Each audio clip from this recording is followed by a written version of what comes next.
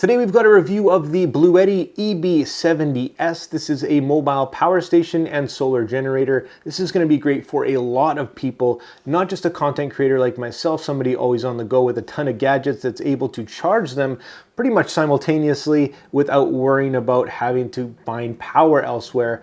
It's also going to be great for people that love the outdoors, camping, and it's definitely big for people like me who are big into emergency preparedness. And if the grid went down or if you're in an emergency situation, this is one of the best things to have.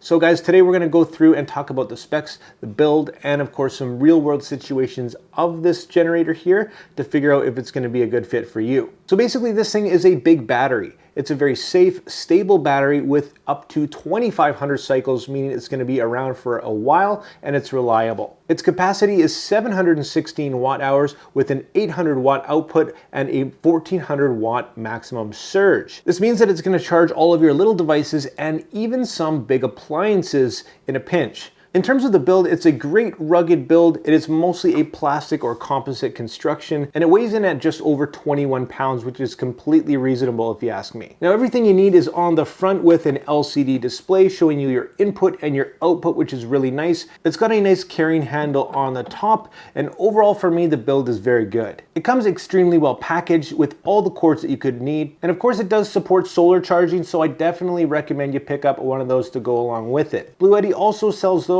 and we'll be having a look at how that works with their 200 watt solar panel. Now in terms of charging this guy so you can charge your other stuff, if you plug it right into the wall in your house, you're looking at about 3 to 4 hours, but you can also charge it on the move in your car with an included adapter. And with a max input of 200 watts for solar charging, you can expect that to take 5+ hours depending on the environment out there. So on the front of the device, we've got a nice little readout showing you in 20% increments just where the battery is sitting. It's also got an input and an output wattage, so you can see what's going in and out, and that's a really nice feature, especially if you're trying to find maybe a draw or something. I've used this for that purpose several times. We've got your solar input here. Down here in the DC section, we've got 2 USB Type-C with a maximum output of 100 watts. We've got our old USB Type-A's at 5 amps max. We've got our old DC ports here up to 10 amps, which can be quite handy if you are trying to power a telescope or something out there on the go. And of course, we've got a 10 amp cigarette light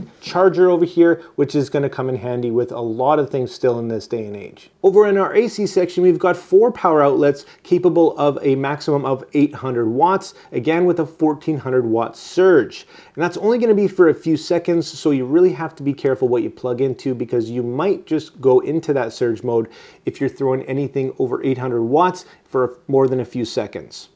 And here's an example of that with a high wattage coffee machine. As you can see here, as soon as it starts to heat up, it's going to hit that overload and stop completely. Here's another example of a 1500 watt heater. It does take a bit of time to get to the maximum wattage, but as soon as it does surpass the 800 mark, you can see that it shuts off pretty quickly. And for emergencies and prepping, it's really important to know your equipment and to know exactly what it can handle. Here we're just showing a few of the limitations.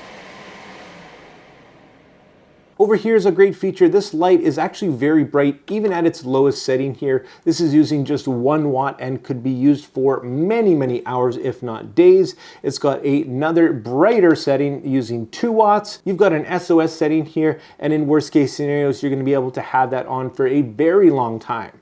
Pretty cool. On top of the device, we've got 15 watt wireless charging for your cell phones and whatnot.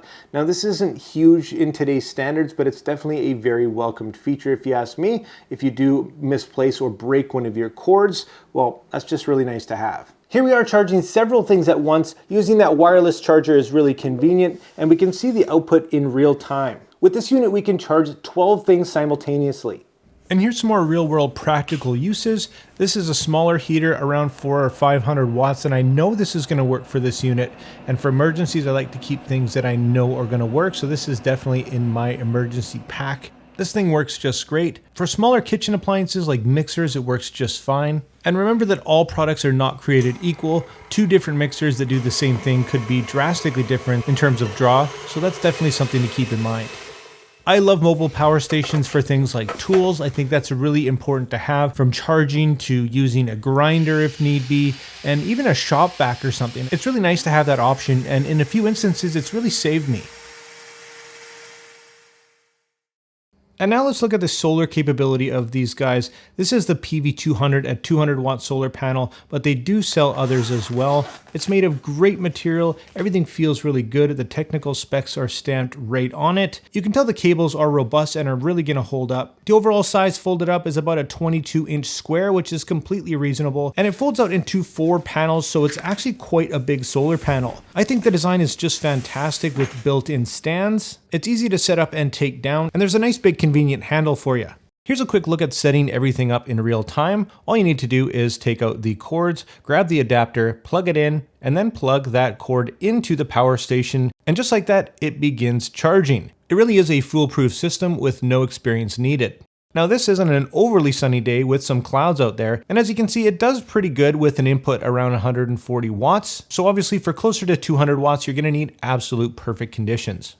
In terms of takedown, it's a breeze and just takes a minute. All you need to do is fold your panels back into one, zip up your cables, connect your straps, and you are out of there. On a personal note, I really like the high-vis blue of my unit, although if you're not a fan, it does come in several other colors as well.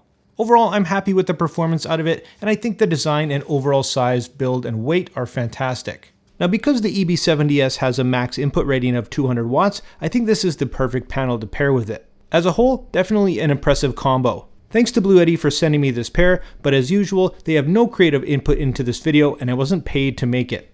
There's so many use cases with something like this. For me personally, I typically find myself charging things on the go like my cameras, my cell phone, and my drones. But I always make sure that it's topped up in case of emergencies where I might have to power things like medical equipment, radios, and small appliances. If you ask me, it's always better to be prepared for the unknown.